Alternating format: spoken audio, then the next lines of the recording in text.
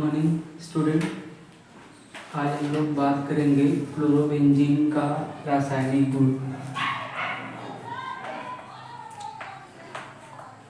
Chlorobenzene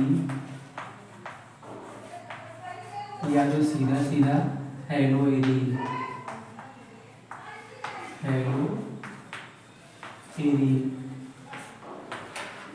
का रासायनिक गुण।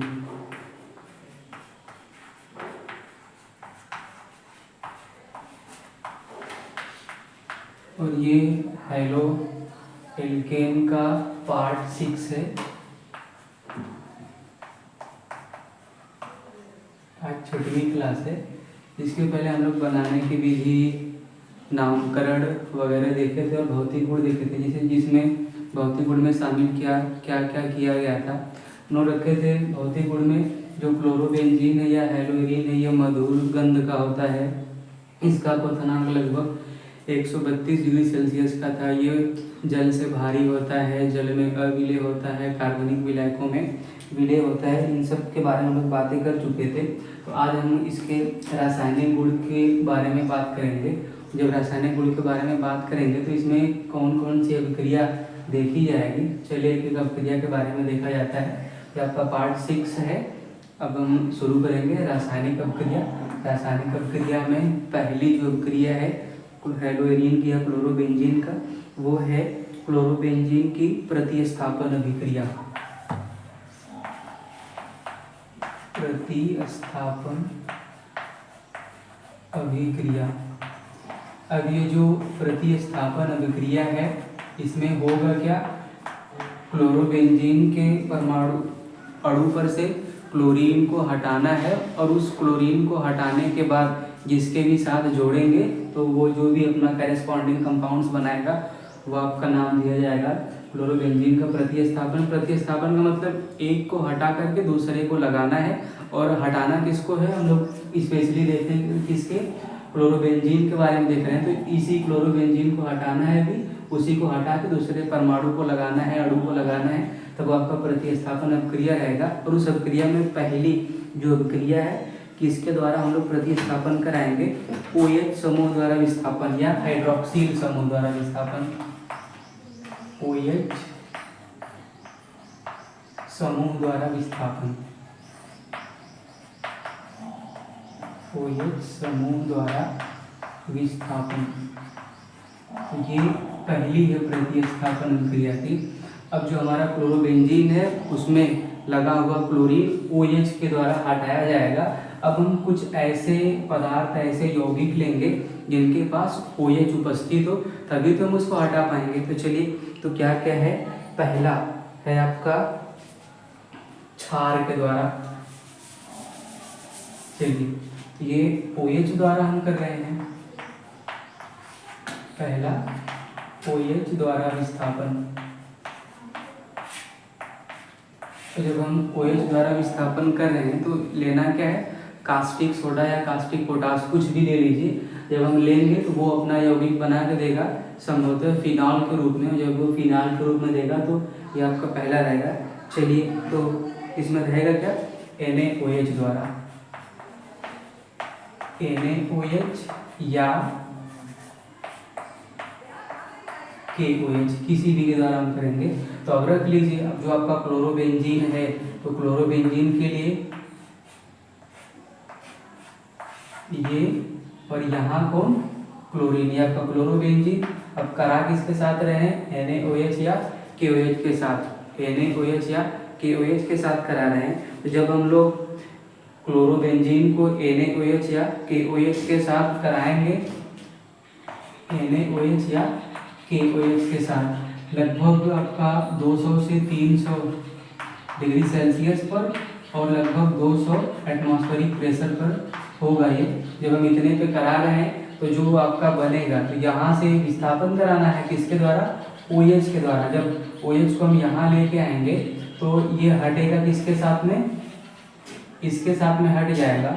जब ये इसके साथ में हट जाएगा तो बनाएगा क्या, KCl के फॉर्म में। अब चूंकि हम बेंजीन से क्लोरीन को हटा चुके हैं, तो ये बेंजीन पूरा खाली हो चुका है। जब खाली हो चुका है तो बस यहाँ OH को ला करके जोड़ना। तो ये हम OH का ही विस्थापन OH द्वारा ही विस्थापन कर रहे हैं। तो ये यहाँ से Cl हटा, OH आकर के जुड़ा, तो ये बना के क्या देगा, फिनॉल।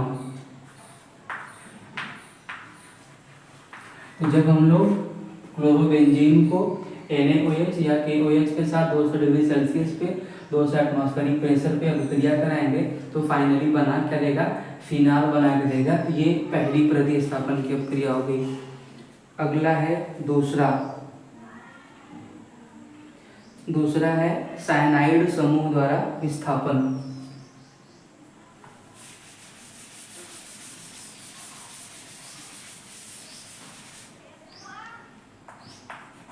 दूसरा है साइनाइड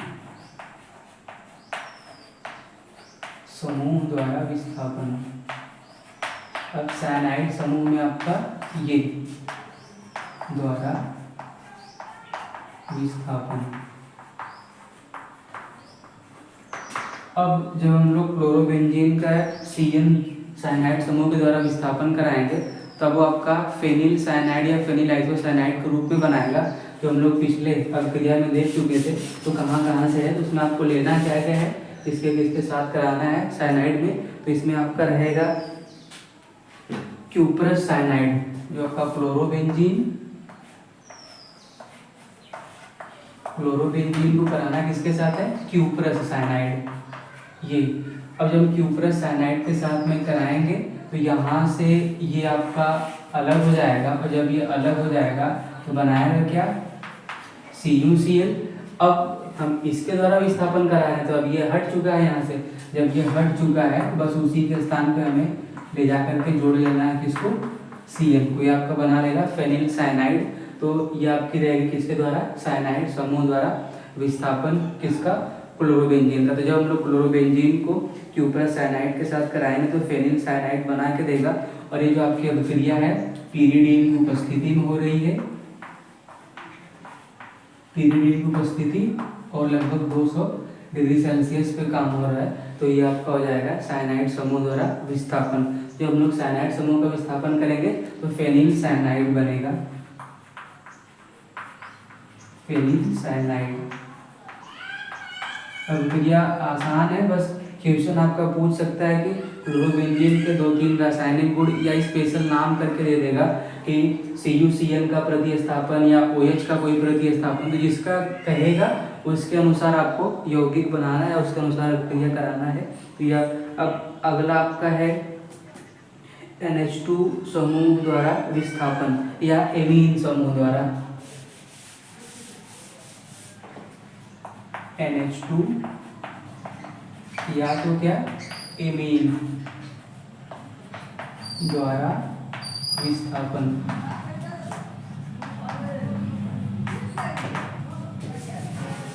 ये तीसरी आपकी क्रिया है क्लोरोबेंजीन की। तीसरा, और जब हम लोग NH2 समूह द्वारा इसका विस्थापन कराएंगे तो बना क्या देगा, एनिलीन बना के देगा। जब एनिलीन बनाएगा तो चलिए देख लीजिए तो क्या क्या रहेगा। जब हम लोग किसको क्लोरोबेंजीन को, अब ये जो NH2 है ये मिलेगा कहाँ से, तो डायरेक्टली ये हमें मिलेगा नहीं, तो इसलिए हम कुछ अमोनिया लेंगे। जब कुछ अमोनिया लेंगे तो वो अमोनिया, इसके अमोनिया का एक हाइड्रोजन क्लोरोबेंजीन के साथ अभिक्रिया करके या क्लोरीन के साथ कुछ विस्थापन अभिक्रिया दर्शाएगा जिससे एनिलीन बनाएगा। तो चलिए इसको देख लीजिए। तो क्लोरोबेंजीन ये आपका हो गया क्लोरोबेंजीन। अब लेना क्या क्या है, अमोनिया लेना है और उसके साथ में आपको लेना है क्यूप्रस ऑक्साइड। क्यूप्रस ऑक्साइड लेना है और जो कंडीशन आपका है 200 डिग्री सेल्सियस है और उच्च दाब है। हम यहाँ से अभिक्रिया कराएंगे तब आपको जो यौगिक बना के देना है वो बना के दे देगा। तो वो कहाँ से क्या क्या आपका बना के देगा, चलिए उसको रख लिया जाए। तो अब जो आपका क्लोरोबेंजीन है और ये अमोनिया है और ये क्यूप्रस ऑक्साइड है, तो यहाँ से हमें लेना क्या है, तो जब हम लोग क्लोरोबेंजीन को अमोनिया और क्यूप्रस ऑक्साइड के साथ में अभिक्रिया कराते हैं तो एनिलीन बना के देता है। जब एनिलीन बना के देता है तो चलिए उसको रख लीजिए। अब यहाँ हाइड्रोजन है, यहाँ ऑक्सीजन है। जब यहाँ हाइड्रोजन यहाँ ऑक्सीजन, अगर हम इसको हटाएं ये फाइनली किस रूप में निकलने वाला है, H2O के फॉर्म में निकलने वाला है। अब ये आपका Cu और ये आपका Cl ये आपका निकलेगा। अब हम देख रहे हैं कि यहाँ से 2 हाइड्रोजन और जबकि हमें चाहिए क्या, NH2 समूह, तो इसलिए इसको हम एक बार और बढ़ा लेंगे। जब इसको एक बार और बढ़ा लेंगे तो एक हाइड्रोजन इसका, एक हाइड्रोजन इसका, तो दोनों हाइड्रोजन। अब दोनों के पास बचा क्या है, NH2। अब इसी NH2 को हमें यहाँ लाना है, जबकि Cu हमारा 2 टाइम का है। जब 2 टाइम का है हम इसको भी कर लेंगे। अब ये दोनों Cu Cl के साथ में अलग हो जाएगा ये बना करके। अब ये जो आपका NH2 बचा हुआ है, इस NH2 को हम करेंगे क्या, जहाँ से क्लोरोबेंजीन का क्लोरीन हटाया गया है वहाँ ला करके जोड़ लेंगे। तो ये आपका हो जाएगा एनिलीन। ये आपका एनिलीन बना के देगा। क्लोरोबेंजीन को अमोनिया के साथ और क्यूप्रस ऑक्साइड के साथ अभिक्रिया कराएंगे तो एनिलीन बना के देगा। तो ये अभिक्रिया आपका हो गया NH2 समूह द्वारा विस्थापन, ये हो गया। अब अगली अभिक्रिया है तो ये आपका हो गया क्लोरोबेंजीन का प्रतिस्थापन OH द्वारा, एमीन समूह द्वारा और साइनाइड समूह द्वारा। अब अगली अभिक्रिया है अपचयन।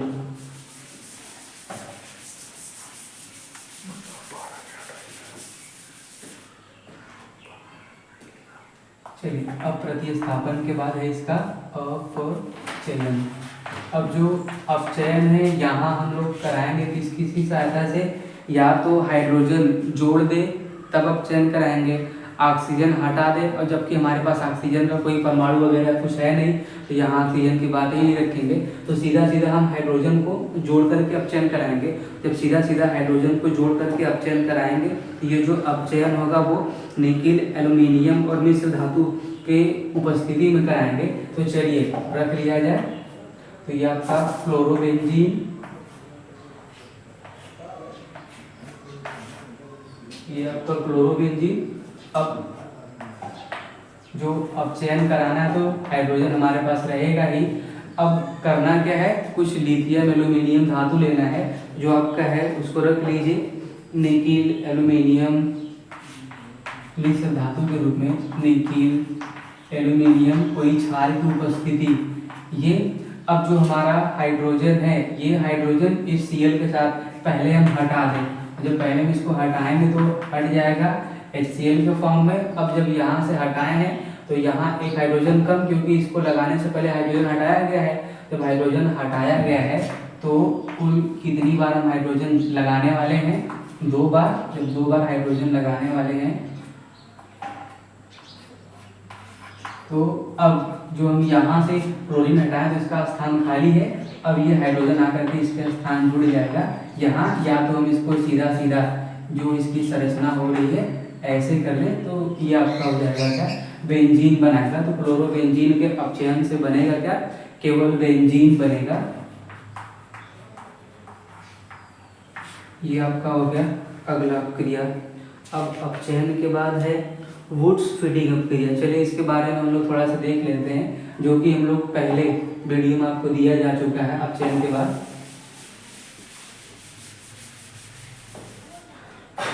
अब जो वुड्स फीडिंग अपक्रिया है, जैसे हम लोग वुड्स अपक्रिया देखे थे तो उसमें ईथर की उपस्थिति में कराए थे सोडियम के साथ, तो एल्केन बना हुआ था। अब यहाँ जो क्लोरोबेंजीन की अभिक्रिया है वुड्स फीडिंग अभिक्रिया, वुड्स फीडिंग अभिक्रिया, ये सब हो चुका है, बस हम तेजी से लोग इसके बारे में थोड़ा सा देख लें। वुड्स फीडिंग अभिक्रिया, अब आपको लेना क्या क्या है, क्लोरोबेंजीन, क्लोरोबेंजीन में आपका Cl। अब जैसे वुड्स अभिक्रिया था तो किसके साथ कराए थे, Na के साथ, और किसी ईथर की उपस्थिति में कराए थे। Na यहाँ से ये लेके हटा था तो ये सीधा सीधा बेंजीन, जबकि वहाँ ये सिंपल वाला था। अब दूसरा हम करा रहे हैं इसके साथ जोड़ेंगे किसको, इसको जोड़ेंगे। अब जब यहाँ से हम कराएंगे तो जो मेन उत्पाद हमारा बना के देगा Na यहाँ से, Cl यहाँ से, और यहाँ भी Cl है, इसलिए इसको एक बार और कर लेंगे। तो अब ये दोनों Na दोनों Cl के साथ अलग हो जाएगा बना के क्या 2NaCl। अब ये बेंजीन रिंग और इसका CH3 आकर के आपस में ये जुड़ जाएंगे, तो ये आपका कहलाएगा क्या टॉलुइन।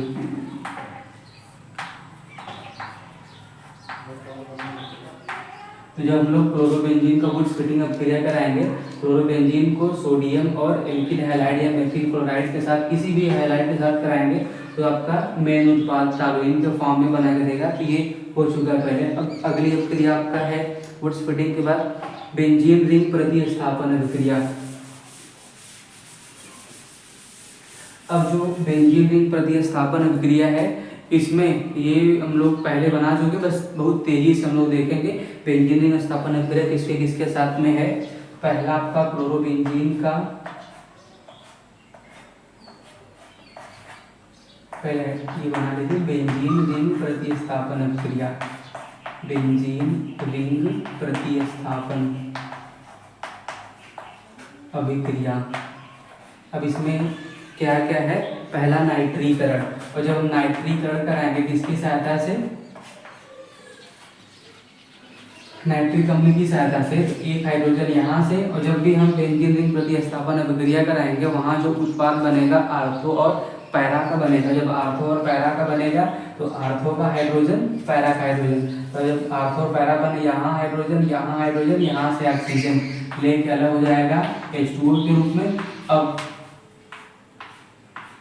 ये क्लोरीन आपका ऐसा ही है, क्योंकि हम अभिक्रिया किसकी करा रहे हैं, बेंजीन रिंग की। जब बेंजीन रिंग की अभिक्रिया करा रहे हैं तो आर्थो पैरा का हाइड्रोजन लेके हटा के H2O। अब ये जो बचा हुआ है क्या, NO2, तो ये हम जोड़े किस पे, ortho nitro chlorobenzene, ortho nitro chlorobenzene के रूप में। ऐसे ही सेम बनेगा क्या, पैरा वाला। बस आपको करना क्या है, जहाँ आर्थो पे जोड़े हैं उसको उठा करके पैरा पे जोड़ लेना है, ये पहला का नाइट्रोबेंजीन। तो ये हो गया पहला कौन सा, नाइट्रीकरण।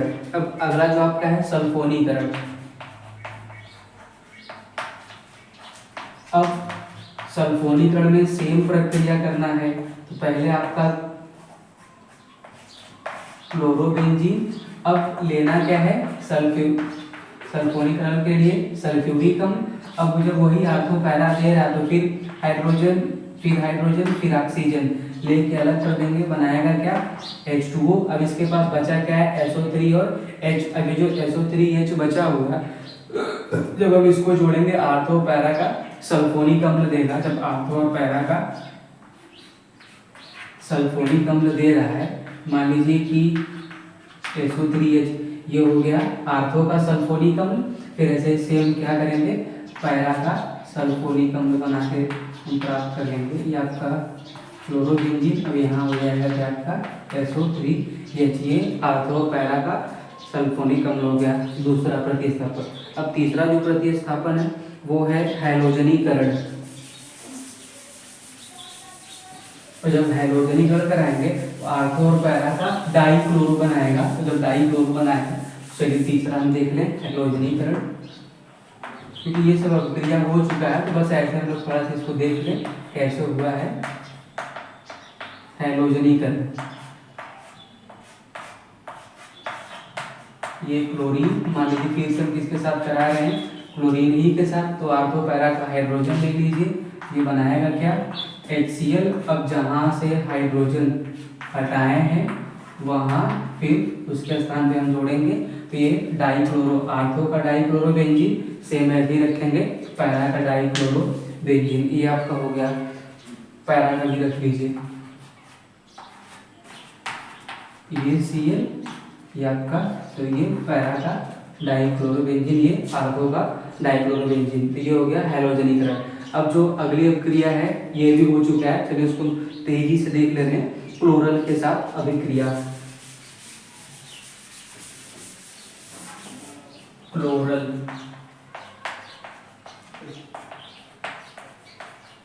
क्लोरल के साथ। अब जो क्लोरल हमारा है CCl3CHO, जिसको हम ट्राई क्लोरो एसिटल्डिहाइड रखेंगे। अब दूसरा हम क्या ले रहे हैं, क्लोरोबेंजीन। और जब हम क्लोरोबेंजीन ले रहे हैं तो रख लीजिए क्लोरोबेंजीन को,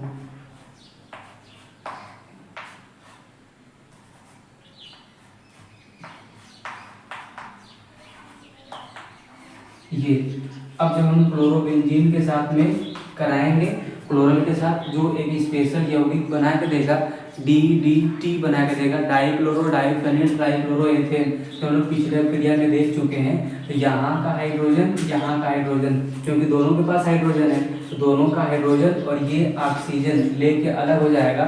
जब लेके अलग हो जाएगा तो बनाएगा क्या, H2O। अब जैसे बेंजीन बचा है उसको ऐसे ही लाके यहाँ जोड़ लेना है, जोड़ लीजिए उसको।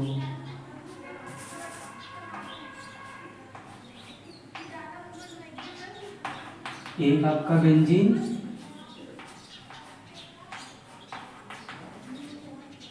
दूसरा आपका बेंजीन, ये सीधा सीधा। अब बचा क्या इसका, CH, तो जब C और H को जोड़ेंगे तो लाके यहाँ जोड़ लीजिए CH को। अब ये बचा कौन है, CH3, CL3 आपका, तो नाम इसका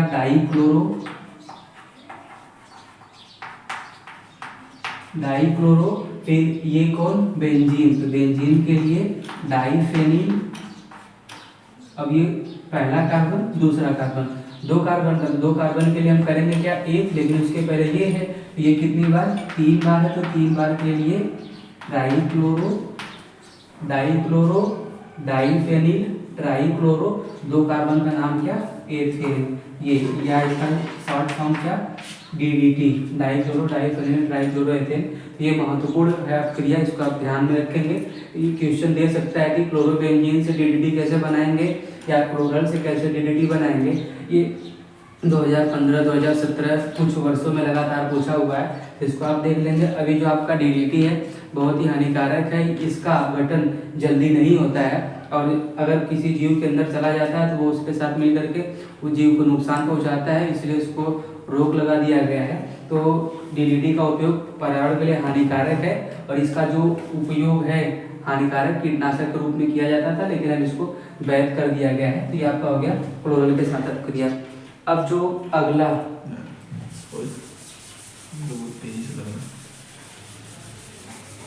चलिए, तो अब संभवतः आपका हेलो एल्केन और हेलो एरीन का चैप्टर खत्म हो गया है।